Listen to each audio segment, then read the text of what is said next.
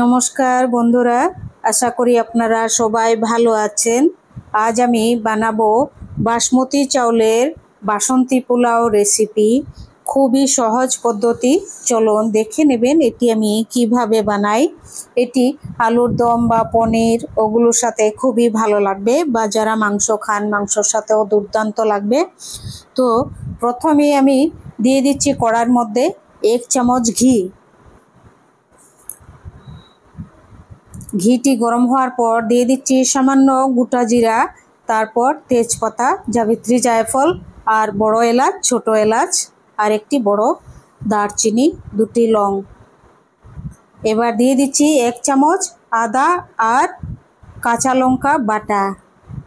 এবার দিয়ে দিচ্ছি 1 চামচ লবণ, 1 চামচ হলুদ দিয়ে 5 মিনিট ভেজে নিচ্ছি। 5 মিনিট ভাজার পর দিয়ে দেব 1.5 কাপ এই যে বাসমতি চাউল, 1.5 কাপ আগেই ধুয়ে রেখেছি আমি। ধুয়ে তারপর জলটা ঝরিয়ে এবার দিয়ে দিলাম। এখন আমি এটি 5 মিনিট এরকমভাবে হালকা আছে ভেজে নিচ্ছি। আর যে কাপ দিয়ে আমি চাল নিয়েছি সেই কাপ দিয়ে 2 কাপ জল দিয়ে দিচ্ছি। এই কাপ দিয়ে কিন্তু 1.5 কাপ চাল দিয়েছি আমি, কাপটি অল্প বড়। আর 2 কাপ জল, 1.5 কাপ চাল, 2 কাপ জল। 10 মিনিট ঢাকা দিয়ে গ্যাসের ফ্লেমটি বাড়িয়ে সেদ্ধ করে নিচ্ছি।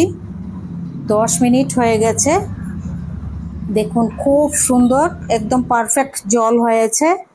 আর জল দিতে হবে না, সুন্দর সেদ্ধ হয়েছে। এই যে দেখুন ঝরঝরে পোলাও তৈরি হয়ে গেছে।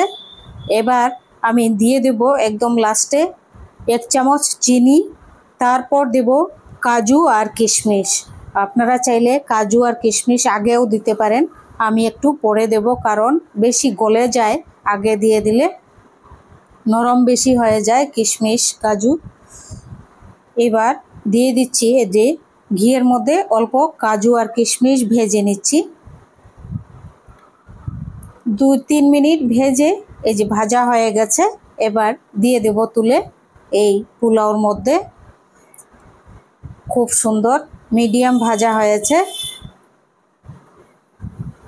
আপনাদের যদি রেসিপিটি ভালো লাগে তাহলে সাবস্ক্রাইব করবেন, লাইক করবেন, শেয়ার করবেন, কমেন্ট করে জানাবেন আপনাদের এই রেসিপিটি কেমন লাগলো। আর এরকম অবশ্যই বানিয়ে দেখবেন, অসাধারণ অসাধারণ। এই পোলাওর মধ্যে আমি কোনো তেলের ব্যবহার করিনি, শুধু ঘি দিয়ে বানিয়েছি। তো এরকমভাবে আপনারা যদি ঘি দিয়ে না পারেন তেল দিয়েও বানাতে পারেন। সাদা তেল, সরষে তেল দিয়ে ভালো লাগবে না, সাদা তেল দিয়ে এরকম বানাতে পারেন। আর চালের আর জলের পরিমাণটা দেখেছেন, এই কাপ দিয়েই, যে কাপ আমি দেখিয়েছি সেই কাপ দিয়ে 1.5 কাপ বাসমতি চাল আর 2 কাপ ভর্তি জল দিয়ে একদম এনাফ হয়ে গেছে, একদম পারফেক্ট। দেখুন কত সুন্দর পোলাও হয়েছে, ঝরঝরে। আর একটাও ভাঙেনি, একটি ভাতও ভাঙেনি, দেখুন কত সুন্দর। আমার চ্যানেলটি আপনারা অনুগ্রহ করে স্কিপ করবেন না ভিডিওটি, তাহলে আমি খুবই আনন্দিত পাই, খুব আনন্দ পাই আমি। আপনারা যদি স্কিপ না করে দেখেন সম্পূর্ণ ভিডিওটি, আমি খুবই